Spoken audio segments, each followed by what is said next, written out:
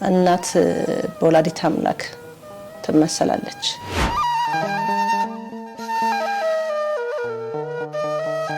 እኔ ቆሜ እዛ ቢሮ ውስጥ የሆነ ስራ እያሰራሁ እያለ ተደወለልኝ። ደውዬ በቃ በአስቸኳይ ድረሽ ልጅቷ ከዚህ መውጣት አትችልም። በቃ ሰውነቴ ይንቀጠቀጣል። በቃ ወዲያው ይሄን ስሰማ ወዲያው ነው በቃ ፌንት ሰራ ውሃ ደፍተውብኝ ምናምን ነው የተነሳሁት።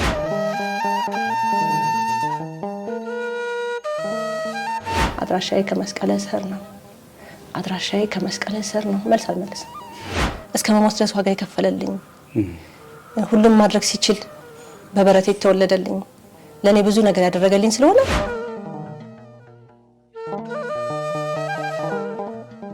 ለአራት ዓመት ከቤተሰቦቼ ጠፍቼ አእምሮዬ ታሞ ጻድቃኔ ማርያም ራሴንም አላውቀውም ነበር።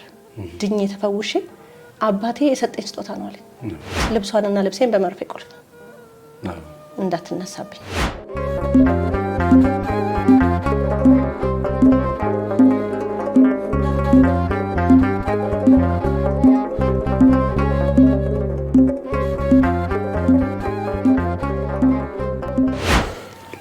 የተወደዳችሁ የእግዚአብሔር ልጆች አጋፔ ቤተሰቦች ሁላችሁ እንዴት ከረማችሁ? ዛሬ በኦርቶዶክሳዊ እናቶች መርሃ ግብር አዲስ እንግዳ ይዘን መጥተናል። ወይዘሮ የወርቋ ሊበን የዛሬው እንግዳችን ናቸው። በወይዘሮ የወርቋ ሕይወት ብዙ ነገር እንደምንማር ተስፋ እናደርጋለን። እናቶች ትልቅ አስተማሪዎች ናቸው። ሕይወታቸው መጽሐፍ ነው። ከሕይወታቸው መዝገብ የምናነበው ብዙ ነገር አለ። እግዚአብሔር ከሁላችን ጋር ይሁን።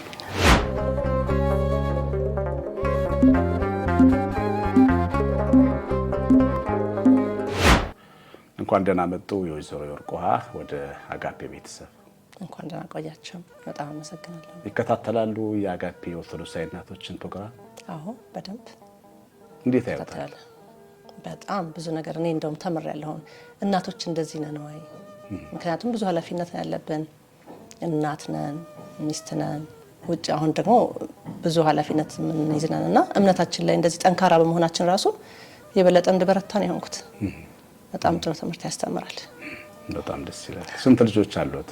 3 ልጆች አሉኝ። 3 ልጆች አሉት። እግዚአብሔር ይመስገን። ልጆችን ይባርክልዎት። አሜን። የ3 ልጆች እናት ሆኖ መኖር እንዴት ነው? ከባድ ነው? ቀላል ነው? እንዴት ነው? እኔ 3 ልጆች እናት ሆኜ በመኖሬ እንደውም የሶስቱንም ጥያቄ በመመለሴ ትልቅ በረከት ነው ለኔ። በጣም እየተደሰትኩ ነው። ምክንያቱም ጣጣት አሁን በተለይ ቁርስ እንዲበሉ አቀርባለሁ፣ ምሳቸውን ቋጥራለሁ። ማታ ላይ እያንዳንዱ ፍላጎታቸው ይለያያል። ማታ ነው የምጠይቀው ነገ ምሳችሁ ምንድነው? አንዱ እንዲካለ አንዱ እንዲካለ የሁሉንም ነው የምሰራው። እና ሲጣሉም በቃ እኔ በጣም ነው የምዝናናበት። ምክንያቱም አስበዋለሁ ነገ ከትንሽ ጊዜ በኋላ ይሄ ነገር የለምና በጉጉት በደስታ በየቀኑ የማሳልፈው ነገር ነው እና ለኔ በጣም ደስ የሚለኝ። አሁን ሲጣሉ እንዳሉት አንዳንድ ቤተሰብ ትልቅ ያደርገዋል። ልጆች ሲጋጩ ትልቅ ነገር እንደ ትልቅ ሰው ይቆጥረዋልና ግን እንደዚህ አይቆጠረም ማለት ነው። ልጅ ነው ማለት ነው አይደል? ነው፣ እውነት ነው። እኔም አንዳንዴ እንደዛ ላለው በጣም ሲበዛብኝ እና ደግሞ አንዱ ልጅ ያለ ጥፋቱ ብዙ ነገር ሲሆን ሳይ ጣልቃ ገባለሁ። እሱ እንደዚህ ለማለት ፈልጎ አይደለም፣ ተረዱት፣ እሷ እንደዚህ አይደለች፣ ተረዷት ብዬ እገባለሁ መሀል። ግን እንደዛ ተበሳጭ ወይ ምናምን ትምህርት ቤት ከሄዱ በኋላ ተመስገን ልጆች ስላሉኝ ነው እንደዚህ ያደረኩት ብዬ በጣም ነው እግዚአብሔርን ማመሰግንባቸው። ማመስገኛዎቼ ናቸው ልጆች። እግዚአብሔር ይመስገን። ስለዚህ እናት ማለት ልቧ ሰፊ ብዙ ልብ አላት ማለት ነው። ለ3 ልጆች 3 አይነት ልብ ነው የሚፈልገው አይደል? ሁሉም አንድ አይነት ልጅ ነው እንዴ ሲወለድ? በጭራሽ። ሶስቱም 3 አይነት አመለካከት፣ 3 አይነት ጸባይ ያላቸው ናቸው የኔ ልጆችና እኔ እንደውም እኮ ማመሰግነው እሱ ነው። 3ቱንም እንደሚፈልጉትና እኔ ለ3ቱም ምቹ ቦታቸው ነኝ። 3ቱንም ሀሳባቸውን በደንብ ለራሴ ጊዜ ላይ ኖረኝ ይችላል። የራሴን ጊዜ አልከታተልም ያን ያክል። ግን እነሱ ማን ምን ይፈልጋል ምንድነው የከሌ መልስ ጥያቄ ያልተመለሰው የሚለውን ነገር በአግባቡ እንደየመላቸው መልሳለሁ። ደስተኛ ነኝ በዚህ። ይገርማል። ግን እንደው መቼም እኔ ሁሌ የሚገርመኝ ጥያቄ እናት እንዴት ነው የምትችለው? ስራ ትሰራለች፣ ሚስት ናት፣ ራሱ ደግሞ ትዳር ትከሻዋ ላይ አለ፣ ደግሞ ልጆች ወልዳ ታሳድጋለች፣ ማህበራዊ ህይወት ላይም እሷ ነች፣ ቤተክርስቲያንም እሷ ነች። እንዴት ነው የምትችለው እናት? ትችላለች። እናት በወላዲተ አምላክ ትመሰላለች። ስለዚህ እናት ሩህሩህ ነች፣ እናት ሰጪ ነች፣ እናት አዛኝ ነች፣ ሴት ልጅ ካመነች አመነች ነው፣ መልካሙንም ነገር ጥሩንም ነገር። ስለዚህ ሁሉ ጊዜ ትችላለች እናት፣ ሁሉን ነገር ታሟላለች። ምናልባት ግን እኔ እንደኔ ከሆነ እኔ ለኔ ቦታ ኖሮኝ አያውቅም በጭራሽ። እንደማሁ ልጆች እያደጉ ሲሄዱ እማ በቃ አንቺ ራስሽን እስኪ አዳምጪ። ምክንያቱም እኛ የልጆች እንድታሳድጊ እንፈልጋለን። ልጆቻችንን አንቺ ጋር በቃ በደንብ እንትን ማለት እንፈልግ እኛ እንዳደግ ነው ሁሉ ፍቅር ሰጥተሽ እንድታሳድጊያቸው ስለምንፈልግ በቃ አሁን ለራስሽ ጊዜ እያሉ እነሱ እንደውም አሁን ማሰብ ጀምረዋል። እኔ አስተውየውም አላውቀውም ነገር እንጂ በቂ ነኝ። በየሄድኩበት ቦታ ቀሲስ አሁን እዚህ ነው ያለሁት። እዚህ ቦታ ላይ በጣም ነው እንጂ የማደርገው ያለሁበት ላይ መረጋጋት እችላለሁ። ኪችንም ስገባ እንደዛ ነኝ፣ ወጥቼ ስራ ቦታም ስሄድ እንደዛ ነኝ። ያለሁበት ቦታ ላይ በቃ ፐርፌክሽን በጣም ፈልጋለሁ። ስለዚህ እችላለሁ። ማታ ስተኛ እኔ ከጸሎቴ በኋላ ነገ ምንድነው ብዬ እንደ እግዚአብሔር ፈቃድ የነገን የሚያቀሱ ነው። ግን ፕሮግራም አድርጌ ነው ፕሮግራም የሚያሰራት ጧት የኪዳን ጸሎት፣ ከዛ ተመልሼ ስፖርት ሰርቼ፣ ከዛ ልጆቼን ቁርስ ምሳ፣ ከዛ ሻወር ወስጄ፣ ከዛ ወደ ስራ ከሰዓቷ ዝንፍ አለልኝ። ማታ ደግሞ ሲመጡ ትንሹ ልጅ ምን ይለኛል፣ እማ እስከ 10 ሰዓት የፈለግሽበት እንጂ 10 ሰዓት ቤት እንገናኝ ብሎኝ ነው የሚሄደው። ቀድሜ ገብቼ መክሰሳቸውን አዘጋጅቼ። እናት ሰፊ ናት፣ እናት ሀገር ናት፣ ትችላለች ቀሲስ።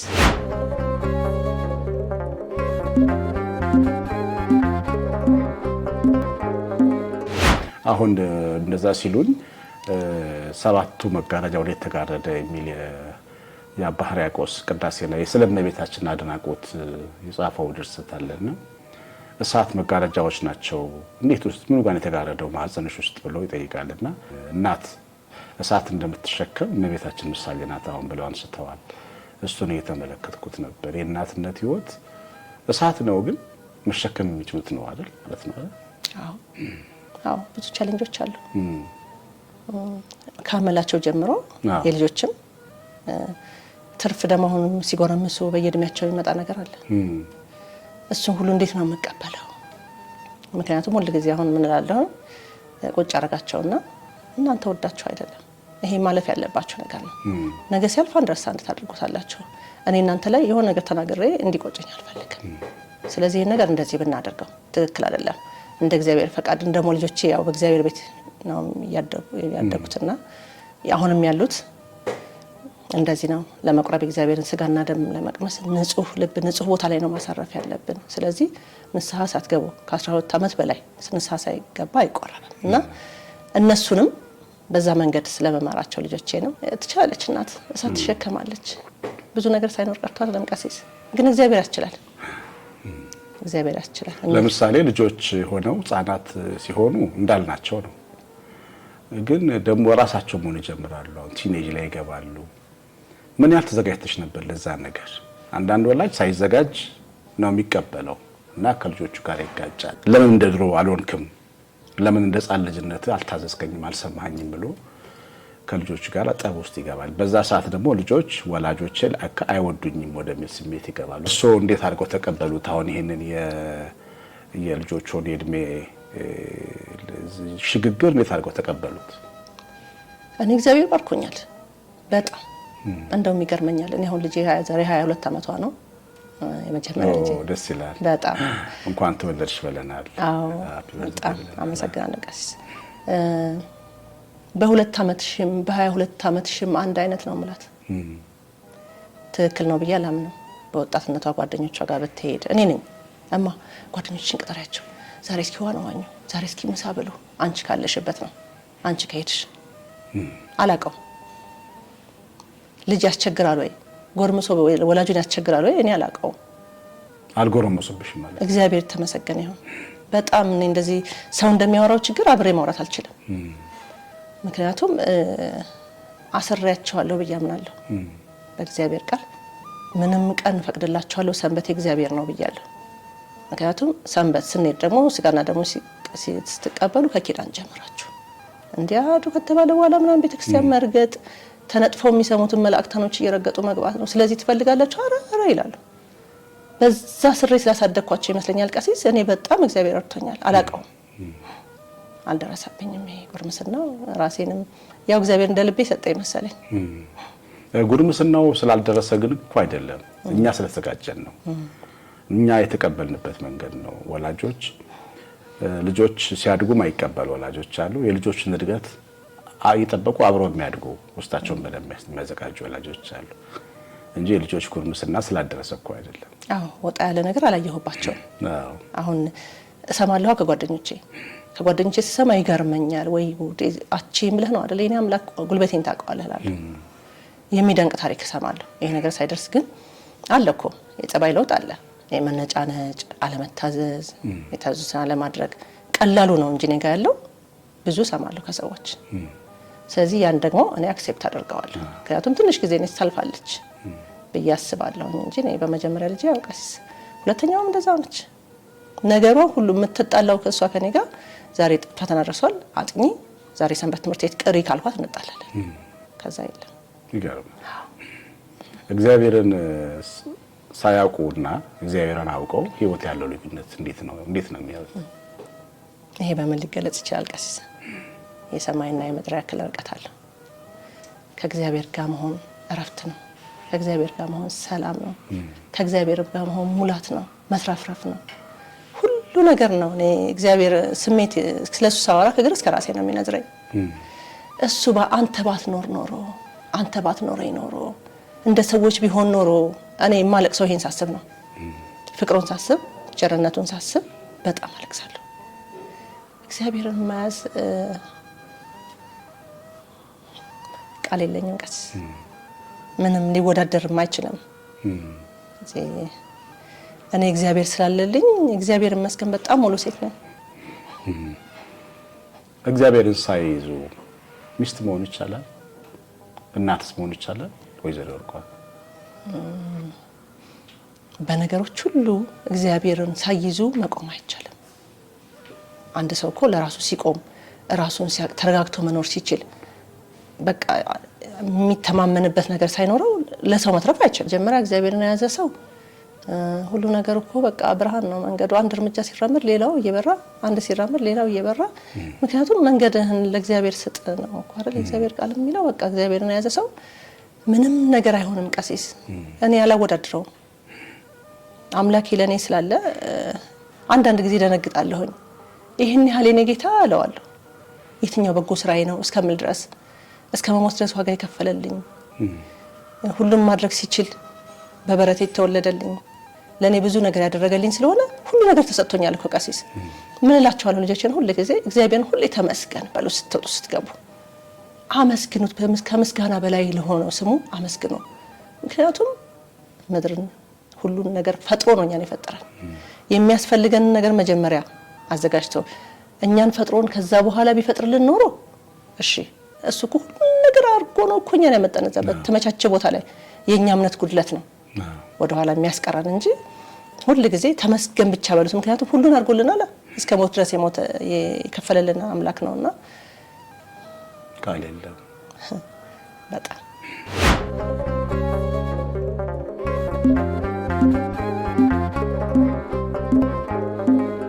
ቡና የጠጣን ጨዋታችንን እንቀጥላለን። የተወደዳችሁ የእግዚአብሔር ልጆች ከወይዘሮ የወርቋ ሊበን ጋር ነው ዛሬ ጥሩ ጊዜ እያሳለፍን ያለ ነው። ወይዘሮ የወርቋ እግዚአብሔር የበለጠ የሚታየንና የሚገባን በልጆቻችን ላይ ነውና ያው ብዙ ጊዜ በትምህርትም እናነሳለን። በልጆቹ ላይ የሰራው እግዚአብሔር ትልቅ ታምራትና ቸርነት ምንድን ነው እስቲ የሚነግሩን? በልጆች ላይ እግዚአብሔር ብዙ ተአምር ሰርቷል። እሱም ጤነኛ ሆነው መፈጠራቸው ነው። እግዚአብሔር ይመስገን በጣም ጤነኞች፣ በጣም ጎበዝ ልጆች፣ በጣም ጨዋዎች ልጆች አሉኝ። ግን በጣም እግዚአብሔር ለኔ ያየኝ የጎበኘኝ ቸርነቱን ምሕረቱን የበለጠ ያሳየኝ በመጀመሪያ ልጄ በየፍቅር አብነት ነው። እሷ 14 ዓመቷ ገደማ ላይ ያለች ምንም እንደመጣ በማናውቀው ምክንያት በቃ ጭንቀት ዲፕሬሽን የሚባል ነገር መጣ። በጣም ጎበዝ ተማሪ ነበረች። በጣም በቃ ትምህርት ቤት ውስጥ ራሱ በጣም የምትጠበቅ ልጅ ነበረች። በቃ ትምህርት መማር አልቻለችም። ማትሪክ 2 ወር ምናምን ሲቀረው እኔና አባቷን ቁጭ አድርጋ ነገረችን። መፈተን አልችልም ነው ያለችን። እኔ ምን አልኩኝ ወዲያው እሺ አልኩኝ። ምክንያቱም እኛ የምናስብበት እሷም ታስብበት በሚል እንትን ውስጥ መግባት አልፈለኩም። ምክንያቱም አውጥታ አውርዳ አብላልታ ነው ነገሩን ለኛ ለመንገር የደፈረችው። ስለዚህ ምንድነው ራሴን ደግሞ ማዘጋጀት አለብኝ ከመናገሬ በፊት። አባቷ እንዲህ ቢሆን እኮ እንዲህ ነው የቀረሽ ምናምን ሲል ዝም በል አልኩት። ዝም በልና እኛ ለብቻችን እናውራ ከሷ ተለይተን፣ እንደገና ደግሞ ጊዜ እንስጣትና እንደገና እንጠይቃት። ውሳኔዋ ከሆነ ምንም ማድረግ አንችልም አልኩት። ድጋሜ ጠይቅናት አይ አለች። ከአቅሜ በላይ ነው አለች። በቃ እኔ በጣም ከራሴ ላይ ተገየ ነው የነገርኳቸው አለች። ተወችው። እየተባባሰ ሄደ ነገሩ። ወሰናት አእምሮ ሕክምና በቃ መድኃኒት መውሰድ አለባት፣ ምክንያቱም ከባድ ነገር ላይ ነው ያለችው ተባልን እና ወሰናት። ሆስፒታል ስንወስዳት ቀጥታ ወደ መድኃኒት ነው ያደረጓት። ምክንያቱም መድኃኒት ማትወስድ ከሆነ ለእኛ ማትነግረን ነገር ሁሉ እሷ ትናገር ነበርና ምን ትላቸዋለች ለሐኪሞች ሁሌ እናቴ ባታዝን ኖሮ መሞት ነበር የምፈልገው። ይሄ መልስ ነው የምትነግራቸው። ግን እናቴ ስለምታሳዝነኝ ይታገላለሁ ነው የምትለው። መጨረሻ ላይ እየደከማት መጣ። ይጠይቋት የለ እንዴት ጀመረሽ እንዴት እንደዚህ ያለሽ ለነሱ ትዘረዝር ነበር። መጨረሻ ላይ ደክሞኛል አላወራም አለች። ዘጋች በቃ በለቻቸው። እንደዛ ስትላቸው አንድ ቀን ከቤት ስንወጣ ተቃጥረን ወጣን። እኔ ሌላ ቦታ ጉዳይ ነበረኝ። እሷ ሂጂና መድኃኒትሽን ተቀብለሽ አልኳት። የግል ሆስፒታል ውስጥ ነበር። ስጨርሺ ምሳ እንበላለን፣ እኔም ጨርሼ ልምጣና እንደዋወል ተባብለን ተለያየን። እኔ ቆሜ እዛ ቢሮ ውስጥ የሆነ ስራ እያሰራሁ እያለ ተደወለልኝ። ደውዬ በቃ በአስቸኳይ ድረሽ ልጅቷ ከዚህ መውጣት አትችልም ተባለ። በቃ ሰውነቴ ይንቀጠቀጣል። በቃ ወዲያው ይሄን ስሰማ ወዲያው ነው በቃ ፌንት ሰራው። ውሃ ደፍተውብኝ ምናምን የተነሳሁት። ከዛ ምክንያቱም ጧት ደህና ናት፣ የተሳሳቅን ቁርስ በልተን የተለያየ ነው። ሲሄድ በር ተቆልፎ በጥበቃ ነው የጠበቀችኝ። ገብቻ ሐኪሟንም ሳናገር እቺ ልጅ ዛሬ ከዚህ የምትወጣ ከሆነ በእሷ ህይወት እኛ ተጠያቂ አይደለንም አሉ። ተጠያቂ አይደላችሁም? አዎ ግድ የለም እኔ እኮ ተመልሼ እመጣለሁ። እሷን እሺ አትወስጂም አለኝ። ይሄ መብቴ ነው። እኔ እስካልፈረምኩ ድረስ እዚህ መቆየት አልችልም። እኔ ልጄ ናት፣ እንድትጎዳ አልፈልግም። ልውሰዳትና አንዳንድ ነገር አስተካክለን፣ ገንዘብም የለኝም። ገንዘብ ገና ከሰው ጠይቄ ነው። ስለዚህ ተመልሼ ይዣት እመጣለሁ ብዬ ይዣት ወጣሁ። ሁለተኛ ቦታ ወሰድኳት። እዛም ልክ እንደዚህ ነው፣ ተመሳሳይ ነው የነገሩኝና ሐኪሙ ቁጭ አድርገን ሁለታችንም ያወራ ነበር። በጣም ያወራ ነበር። እዛ እንድትተኛ እንደዚህ ካልሆነ እንደዚህ ትሆናለች፣ ከወጣሽ ከዚህ ኃላፊነቱን አንወስድም እኛ አልሰማም ነበር። ቀሲስ አድራሻዬ ከመስቀለ ስር ነው፣ ደጋግሜ እለው ነበር። አድራሻዬ ከመስቀለ ስር ነው፣ አድራሻዬ ከመስቀለ ስር ነው። መልስ አልመልስም። ከዛስ ይዣት ወጣ። ራይድ ስንጠራ አንደኛው ራይድ ካንስል አደረገው ካናገረን በኋላ። ሁለተኛው ሲመጣ መኪናው ትንሽ ናት ታምራለች እና ማውራት ጀመርኩኝ። እኔ የምታምር መኪና በቃ እንደዚህ ነው ሰውን ማስተናገድ ያለባችሁ፣ ንጹህ ነህ ምናምን እያልኩ እያደነኩ ስንሄድ የሚገርምሽ ነገር አለኝ። እኔ ምን እል ነበር ቀሲስ በዛ በመሃል በጸጥታ የምጠይቅበትን ልጄም ገብታ ሆስፒታል መታከም ካለባት በጸጥታ የምጠይቅበትን ቦታ ምራኝ። እኔ አርግልኝ እርዳኝ ብዬው አላውቅም። አምላኬን ምራኝ ነው የምለው። ምራኝ ነበር የምለው። ከዛ ምን አለኝ ይገርምሻል፣ ለ4 ዓመት ከቤተሰቦቼ ጠፍቼ አእምሮዬ ታሞ ጻድቃኔ ማርያም ራሴንም አላውቀውም ነበር። ድኜ ተፈውሼ አባቴ የሰጠኝ ስጦታ ነው አለኝ። ዘራይ ይባላል። እስከ ቅርብ ጊዜ እንጠያየቃለን። በቃ ተመለሰልኝ። እኔ 4 ነጥብ አባቷን ነበረም ደወልኩ ለትንንሾቹ ወደ ቤት እንዲመለስልኝ። ጠዋቱን ይዣት ወጣሁ። አስታውሳለሁ ቀሲስ እዛ ስንገባ በ17 ነው የገባ ነው። ደውዬ ነበር ቀሲስ መንገድ ልንወጣ ነው ጸልይልኝ ምናምን ብዬ ደውዬ ነው የወጣሁት። ስንሄድ መድኃኒቷን ትወጣለች። 2 የእንቅልፍ ኪኒን ወስዳ እንቅልፍ አተኛም ነበር። በጣም እንቅልፍ ሲጥለኝ ምን አደርጋለሁ ቀሲስ ልብሷንና ልብሴን በመርፌ ቁልፍ እንዳትነሳብኝ ስትንቀሳቀስ እንድሰማት። እስከ 8 እስከ 9 የራሴ ሰዓት ነው። ከዛ ካለፈ ግን ያው ሰው አይደለሁ ስወድቅ ቀስ ብዬ እያይዘዋለሁ መርፌ ቁልፍ። የገብርኤል ቀን በ18 ማታ መለመን ጀመርኩ። የትም አትሄድም፣ ጸበል አትሄድም፣ እዛው ተኝታ ብቻ መድኃኒቷን ትወስዳለች። ገብርኤልን በጣም ተወዳለች። እማ አልኳት፣ ነገ እኮ ገብርኤል ነው፣ አባትሽ ነው፣ መልአኩ ገብርኤል እኮ ነው ነገ ማለት ጀመርኩ። በቃ ረጅም ሰዓት ስላት ውስጧ ገብቷል። ጠዋት ቀሰቀስኳት፣ 8 ሰዓት ተነሳን፣ ሄድን፣ ኪዳን ገባን፣ ጸሎታችን አደረስን፣ ቅዳሴ ጨርሰን ምናምን ወደ ጸበል ሄድን፣ ተጠመቀን። ከዛ ስንመለስ ዋሻ ገባን። እስከ ማታ ድረስ ቆየን። በ19 አባቶች አገኘች፣ አናገረች፣ ተባረከች፣ ብዙ ነገር ደስ አላት። የሆነ ነገር አገኘች በውስጧ። በ20 እንደዛው በ21 የእመቤታችን ቀን እኛ ጸበል ሄደን ልክ ጸሎት ጨርሰን ጸበል ሄደን ስንመለስ ቀሲስ ረጅም ሰዓት ነው፣ ረጅም መንገድ ነው፣ ጫማ የሚወለቅበት ኮረኮንች አለው። እንግዲህ አዲስ አበባ ልጅ ምንም እንደዚህ አይነት ነገር አልለመደችም። እኔ ላይ ተኝታ ነበር በቃ የምትሄደው። ይሄ ግማሽ ጎኔ የሰራ እሷን የሚይዝበት ሲወጋት እኔ ላይ ነው የምትወድቀው በቃ። ከዛ ጥላኝ ከፊት ጥላኝ ጠፋች። በእግሯ ጥላኝ ጠፋች። ግራ እስከሚገባኝ እኔ ደከመኝ። ተሸክሜ የምወርደው ሴትዮ እኔ ደከመኝ፣ እሷ የለችም። በቃ ወዴት ገባች ልጅ? በቃ በተስፋ ወደዛው ትሄዳለች ብዬ ከጸበል ተከትዬ ሲሄድ ቁጭ ብላለች። ከዛ ቁጭ ያለች እና ምልክት ነገር ሰጥታኝ ተነስታ ሄደች። ደግሞ እንደገና ፊት ለፊቷ እመቤታችን አጠገብ እግሯን ኩርምት ምታርጋ ትንሽ ሰውነቷ ወፍራም ነው።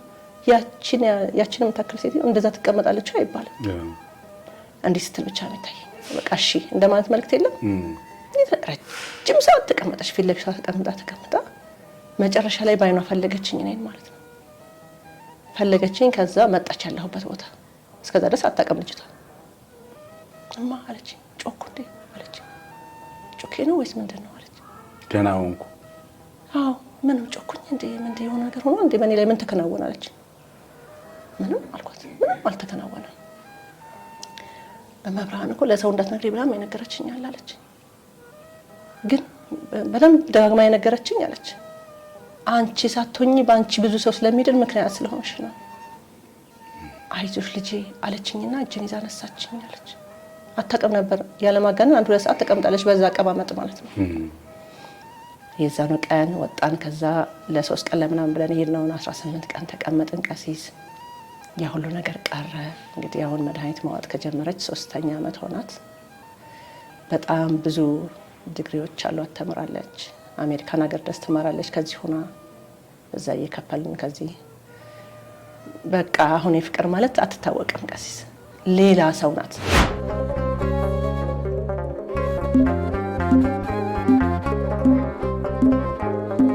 በቃ ከዛ ከጸበሉ በኋላ ይሄ ሕክምና ምናምን የሚባል ነገር የለም። ምንም ነገር ሄደን ማናቅም። ምንም ነገር የለም በታሪኬምና እግዚአብሔር ይመስገን። በጣም እግዚአብሔር ይመስገን። ድንግል ማርያም አማላጅነቷ እኔ ጸሎት ላይ ቆሜ አለቅስ ነበር። አለቅሳለሁ። መብርሃን ልጄን እኮ ልጅሽ እኮ ስጸንሳት የመጀመሪያ ወር አበባዬ የቀረው በ21 ነው። ምጤ የመጣው በ21 ነው። በቃ አስተሳስሬያታለሁ። ስማቸው የፍቅር የሰላም ነው። ለምንድን ነው እንደዚህ ያልኳቸው ቀሲስ? የፍቅርና የሰላም እናት እሷ ነች አይደል? ሰጥቻታለሁ ከነ ምናምን እኔ ሲወለዱ ጀምሬ ከስማቸው ስያሜና በቃ ይገርመኝ። እያለቀስኩ እያለ አጋንንት መጥቶ ጀርባዬን በጣም ነው የመታኝ። በጣም ለምን አባሽ ነው የምታለቅሽው? የእሷን ባኮ ለእኛ የእሳት ጎርፍ ነው። 24 ሰዓት ስለእናንተ ያለማቋረጥ ታለቅሳለች።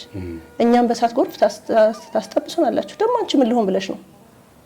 በቃ እኔ የሚሰማኝን ደስታ እሷን ሳስባት እኔ እግዚአብሔር ብዙ ነገር አድርጎልኛል። በልጄ ብዙ በረከት አይቻለሁኝ። ያ ሁሉ ነገር አልፎ ቀሲስ እንግዲህ ከ14 ዓመት ጀምሮ ነው የምትፈተነው። እቺ ለ8 ዓመት አሁን ዛሬ 22 ዓመቷ ነው። ዛሬ ልደቷ ነው። በጣም ጎበዝ ልጅ፣ በጣም ለቤተሰቧ የምታስብ አስተዋይ ወላጅ። ይሄ ቤተሰቤ ነው ይሄ ስጋዬ ነው ማትል የሰው ልጅ በሙሉ የምትወድ ማንንም በማንነቱ የማታገል ምንም የማታቅ በቃ የእግዚአብሔር ፍጡር ሁሉ ለሷ ወንድም ነው እህት ነው።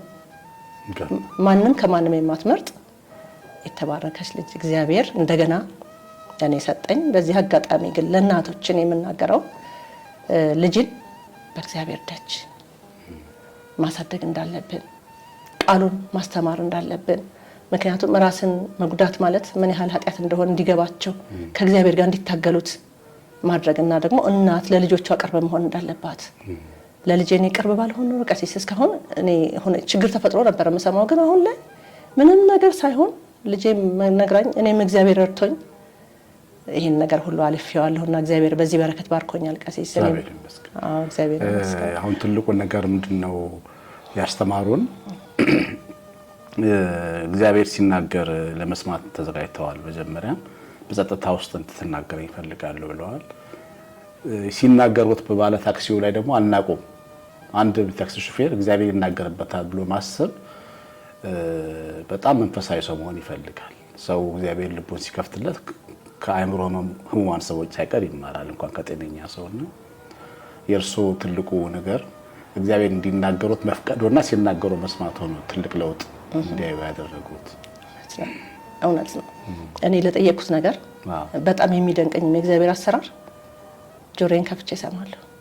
ቃል ብቻ ተናገር፣ በቃ እግዚአብሔር ወይ ተናገር በዚህ ጉዳይ ላይ ምን ያንተን ሐሳብ እሱን ሐሳብ ሳልጠይቅ አላደርግምና እግዚአብሔር በህፃን ልጅ በማልጠብቀው ጆሮዬ ክፍት ነው። እንደዚህ አንድ ጸሎት ካደረኩ ጆሮዬ ክፍት ነው፣ መልስ እሰማለሁ። ቀሲስ እንደውም ብዙ ጊዜ ቀሲስ የኔን ታሪክ ነው ወይ ምን ማረው ሁሌ ይላለሁ እኮ ጽፋለሁ ኮሜንት ላይ በቃ ወይ ስብከት ላይ እሰማዋለሁ ወይ የሆነ ነገር ላይ እግዚአብሔር ተይ ሲለኝ ሲኮረኩመኝ ሲመልሰኝ አዳምጥና ራሴን መልሳለሁ። ዝግጁ ነኝ፣ ምክንያቱም መንገዴ በሱ ስር ነው የሚያልፈው። በነገራችን ላይ ትክክለኛ አድራሻ ላይ መገኘት እንዳሉት መስቀሉ አድራሻውን ማግኘት ነው። እግዚአብሔር ሲናገር መስማት የጀመረ ሰው መቼም አይወድቅም። ለምን? እግዚአብሔር ሁሌ ታማኝ ነው፣ ሁሌ ይናገራል። ዝም የሚል አምላክ አይደለም፣ አባት ነው። እኛ ልጆቻችንን ዝም ብለን እንደማናያቸው ማለት ነውና ያን ግን ድምጹን መስማት የለመደ ሰው እግዚአብሔር ድምጽ መስማት ከተለማመደ በኋላ በቃ መንገዱ ላይ ነው ማለት ነው ያለው። አዎ በጣም መቼም ግራ አይገባውም። እውነት ነው፣ ሁሉ ነገር ግራ አይገባው። ምክንያቱም ሰጥቷል ለተሸካሚው ሰፊ ትከሻ ላለው ለቻዩ አምላክ እስከ ሞት የቻለ ለሱ አሳርፎ ክርስትና ማለት ረፍት ነው፣ ሰላም ነው። ምክንያቱም አለ እኔ ሸክማችሁን ልሸከምላችሁ የሚለን እኮ አለ። እኛ እኮ ለምንሸከመው ቀሲስ የምንታገለውና ልጄ እመቤታችን ነግራኛለች፣ ቃል ገብታልኛለች ያለችው ብዙ ሰዎች በአንቺ ምክንያት ይድናሉ ነው። ቀሲስ በጣም ብዙ ሰው ድኗል። የሚገርመው የምትማርበት ትምህርት ቤት ጸሐፊዋ በጣም ጎበዝ ልጅ ናት። እግዚአብሔር ይስጣት። በጣም ብዙ ረድታኛለች። ልጄ ቤቷ ሆና ነው ማትሪክ እንድትፈተን ያደረጉልኝና ትምህርት ቤት ያው ልጆች እንደዚህ አይነት ነገር ሲገጥማቸው የኔ ስልክ ነው የሚሰጠው። እሺ ነው የምለው እኔ ይዣችሁ ሄዳለሁ መቼ ይመቻችኋል። ምክንያቱም እንዴት ይደክመኛል ለልጄ ብር ብዬ እንደሄድኩት ሁሉ ለሌላውም ልጅ ልጄ ነው። መቼ ይመቻችኋል። እኔ እኮ ይመቸኛል አይመቸኝም አይደለም፣ መቼ እንሄድ። እሺ እንደዚህ ሆና ልጅ እንደዚህ ሆናለች አሉ የኛ ልጅ እንደዚህ ሆነብን ነበር እንዴት ምን ትመክሪናለሽ? እሺ ሂዱ። ከዛ ሁሉም እየዳኑ ይመጣሉ። እግዚአብሔር ምስክሬ ነው። ተመስገን። እግዚአብሔር ይመስገን። ሁሉም ማንም ያፈርኩበት ነገር የለም። ሲመጡም በቀናነት ነው ማስተናገዳቸው። እስከመሄድ እስካሁን እሺ ብሎኝ ሻብረሽኝ ያለኝ ሰው የለም እንጂ መቼ እንሄድ ነው የኔ ጥያቄ። ምክንያቱም አለኛ እዛ ቦታ ላይ ሂጅ ያገኘሁት ነገር የተደረገልኝ ነገር ስላለ አሁንም ወደፊትም እኔ እግዚአብሔርን ያመነ ሰው ሲወድቅ አላየሁም። እግዚአብሔርን ለጠየቅነው ነገር ደግሞ ጆሮአችንን ከፍተን እንስማ። እግዚአብሔር በአንድም በሌላም ይናገራል። እሱን ነገር ልብ ብለን ካልሰማን ሁሌ ክው ስንል ነው የምንኖር። ይሄ መረጋጋትን ነው አርምሞን ነው እንትን የሚለውና ረጋ ብለን ስንሰማ እግዚአብሔር ደግሞ መልሱም በአንድም በሌላም ይናገራል። አግኝቼ ያው ልጄ እንግዲህ ድና ዛሬ 22 ዓመቷን ታከብራለች። በጣም ደስተኛ ናት። ደስተኛ ነኝ እንደሱ አይነት ልጅ ስለሰጠኝ በጣም እግዚአብሔርን አመሰግናለሁ። ቀሲስ ፍቅሩት አሁን እንደው መድኃኔዓለምን ቢያገኙት ምን ይሉታል? ፍቅሩ እንዴት ይገልጽልታል? ሁሉ ጊዜ ልጆቼ ምን እላቸዋለሁ? ቤተክርስቲያን ስንሄድ ለምንድን ነው ማሚ ይላል ትንሹ። የተጎዳሁበት ይመስለዋል። ተንበርክኬ ስሳለን አባ እግሩን እኮ ነው የሳምኩት እለዋለሁ። እንዴ ምን ነገር የታለ እግር? እንዴ ማሚ ደግሞ ዝም ብለሽ ታወሪያለሽ ይላል። ግን አይደለም አባቴ በር ላይ እኮ የሚጠብቀን ልጆቼ መጣችሁ ብሎ አይታይህም? ሳቁ አይታይህም? እጁን እንዲላቅፈ እንደዘረጋ መጀመሪያ እግሩን ስምና የምሳለመው ደጁን ደግሞ እሱን እኮ ነው እለዋለሁ ማለት ነው። ከዛ እግዚአብሔር ልሳመው ማሚስ እግዚአብሔር ልሳመው ይለኛል ሁሉ ጊዜና እኔ እግዚአብሔርን ባገኘው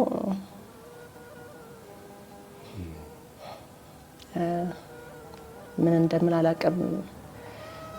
የማለቅስ ይመስለኛል ገና ሳየው።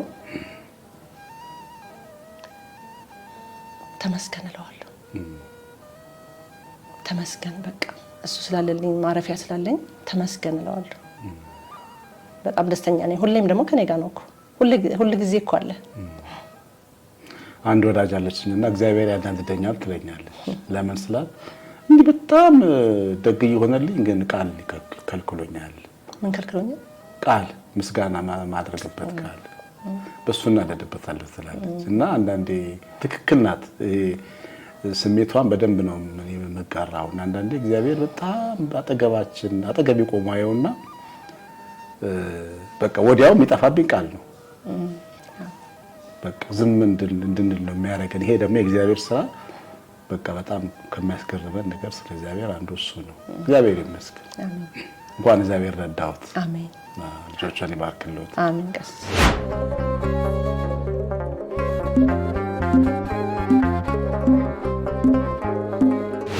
ወርቃማ ጊዜዎትን ሰጥተው ይህንን የመሰለ እግዚአብሔርን ቸርነትን ምናደንቅበትን ታምራት የእናታችንን የቤታችንን ረድኤቷን አማላጅነቷን ምናይበትን ይህንን የመሰለ ምስክርነት ስለሰጡን በእውነት ከልብ እናመሰግናለን።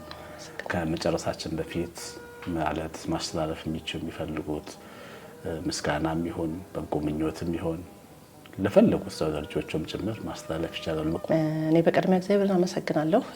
ከድሮም ጀምሬ ልጅም ሆኜ በጣም ልጅ መውለድ ፈልግ ነበር። በጣም የልጅ ፍቅር ነበረኝና እግዚአብሔር ልቤን በመሻት አይቶ 3 በጣም ጥሩ ልጆች ሰጥቶኛል። ቀሲስ እግዚአብሔርን በጣም አመሰግናለሁ። ስለ ልጆቼ አመሰግነዋለሁ፣ ስለ ራሴ አመሰግነዋለሁ። እኔ ሁሉ ጊዜ ምን እላለሁ ከቤቴ ስወጣ እኔ እንኳን ሰው የምረግጠው መሬት ይወደኛል ነው የምላቸው። ለምን መሰለህ ቀሲስ ሰው የሀሳቡ ፍሬ ነውና ሁሉም የማየው ሰው ሁሉ ነው የምወደው። ሁሉንም እከሌ ትልቅ ነው ትንሽ ነው ብር አለው የለውም ምናምን አይደለም። በቃ ንጹህ ልብ፣ ደስ የሚል ልብ፣ ሁሉን በፍቅር የሚቀበል ልብ ነው እና ያለኝ ያ ነው መልሱም የሆነውና እኔ በዚህ በረከት ራሱ በማለፌ ሁሉንም ነገር ሰውን ወድጄ መልሴም ጥሩ ሲሆን ስላየሁት ስንት አለ ሲመሳቀል የሚኖረው። እኔ በቃ ሁሉ ጊዜ መልካም ነው ማስበው፣ መልካም ነው ወደኔ የሚመጣው። ስለ ራሴ አመሰግነዋለሁ፣ ስለሚታየውም ስለማይታየውም በረከቴ አመሰግነዋለሁ እግዚአብሔርን። ስለ ፍቅር እንግዲህ ብዙ አውርቻለሁ። ሁለተኛዋ ልጄ ሰላም አብነት ትባላለች። እሷ ደግሞ በጣም መንፈሳዊ ቀሲስ፣ በጣም ልጅ ጧት ተነስቶ የዳዊት መዝሙር ሳትደግም ገድል በየቀኑ ሳታነብ አትወጣም። አሁን 16 ዓመቷ ነው። 11ኛ ክፍል ተማሪ ነች። በጣም ጨዋ፣ በጣም በእግዚአብሔር ቤት ማደግ የምትፈልግ ሁሉ ጊዜ የምትለጥፋቸው ፒክቸሮች ስታገባ ተክሊል ስታረባ በቃ እንደዛ ነገር ነው የማየው። ወደፊት የምታየው የምትወልዳቸው ልጆች ብዛታቸው ምናምን ነውና ትንሹም እነሱን ይከተላል። በእነሱ ጨዋ ልጆች ስላሉኝ የተባረኩ ልጆች ስላሉኝ እግዚአብሔርን አመሰግናለሁ። በእኔ በጤናዬ በሁሉ ነገር እግዚአብሔርን አመሰግናለሁ። ስለ ቤተሰቦቼ ስለ እናንተም በጣም ነው የማመሰግነው ቀሲስዬ። እኔ እንደዚህ አይነት ሴት አልነበርኩም፣ የተሰባበርኩ ሴት ነበርኩኝ። ጧት ተነስቼ መነጫነጭ፣ ባገኘሁት ነገር መጮህ ነበር። ቀሲስ አሸናፊ ገብረ ማርያም እጅግ በጣም አመሰግናለሁ። በእኔ ህይወት ላይ ትልቅ ቦታ ያለ ጽፍ ያለው ባለፈው አብርሃም አብርሽ የሚባል ልጅ አንድ ሾው ላይ ቀርባ እኔ በፈለኩት ሰዓት ነው ቀሲስ ጋር መደውለው፣ ማንም ሰው አይከለክለኝም። ቀሲስ እንደዚህ እንደዚህ እንደዚህ እንደዚህ እንደዚህ እንደዚህ ለማንሳት ባይመችህ እንኳን ቆይተህ ትደውልኛለህ። ስለዚህ እየረዳኸኝ ትምህርቶችን እየሰማው ስብከቶችን እየሰማው እቺ ዛሬ የምትታየው ሴት ላይ ስላደረስከኝ በጣም አመሰግናለሁ። ደግሞ እግዚአብሔር ረዳኛል፣ ወደፊት ይታየኛል። ለልጅ ልጆቼ እግሬ ስር ነው የሚቀመጡት። ታሪኬን ልጄ ስታነብልኝ የፍቅርና ታሪኬን የምታነበውና የኛ እናት እኮ እያለች ሁሉ ጊዜ ስለዋለሁ እንዲሁና ይሄን ቻሌንጅ አሰልፋ ይሄን ነገር ለኛ ብላ እንዲሁና ምናምን ስትል የልጅ ልጆቼ ሲጠይቁኝ ይታየኛል። እንዴት አለፍሽው ይሄን ሁሉ አቴ እንዴት ነው ግን ይሄን ማሸነፍ ከባድ አይደለም ወይ ሲሉኝ ይታየኛልና ነገ ደግሞ እሱ ጋር ደርሳለሁ እግዚአብሔርን ይዤ። ምክንያቱም ብዙ ያየኋቸው የተመኘኋቸው ወደኔ ይመጣሉ። እግዚአብሔር ደግሞ ይረዳኛል። ስለረዳኛ አምላክ ይሄንን እኔ ያለፍኩበትን ታሪክ በኔ ውስጥ በውስጣቸው ልክ የኔ አይነት ታሪክ ያላቸው እናት ይኖራሉና እግዚአብሔርን ማስቀደም፣ ድምጹን መስማት፣ እሱ የሚለን ማድረግ። እኔ ሕክምና ውስጠት ነው እያልኩ አይደለም። እውቀትን የሰጠ እግዚአብሔር ነው። ጥበብን የሰጠ እግዚአብሔር ነው። መድኃኒት አትዋጡ ወይም ደግሞ ሐኪም ቤት አትውሰዱ ሳይሆን እኔ እግዚአብሔር ወደ ቤተ ክርስቲያን የሄድኩት ምን ላርክ ግራ ስለገባኝ በጸጥታ አልጠይቀው ነው። እኔ ግን መልሴን አግኝቼ ተመልሻለሁ። ሌላው ሰው ሐኪም ቤት አይወስድም መውሰድ ትክክል አይደለም እያልኩ አይደለም። ግን መጀመሪያ በእግዚአብሔር ስር ነገራችን ቢያልፍ ብዬ ላለሁና በጣም ነው የማመሰግነው ቀሲስ። በጣም አመሰግናለሁ። እኔ በጣም ትልቅ ትምህርት አስተምረውናል። እግዚአብሔር ልጆቹን ይባርክ። እንዳሉትም ልጆቹ ያሳዩት። አብርሃም ምትወድ ወደ ምታይ ወደ ምስራቅ ወደ ምዕራብ ወደ ደቡብ ወደ ሰሜን ተመልከት የምታየውን አወርሳለሁ ነው ያለው። እግዚአብሔር በጣም ደግና ባለጸጋ ስለሆነ የምናየው እንደሚያወርሰን የሚያዩትን እሱ ያወርሶት። መድኃኔዓለም ቸርነቱን ከእርሶ ከቤቱ ያርቅ።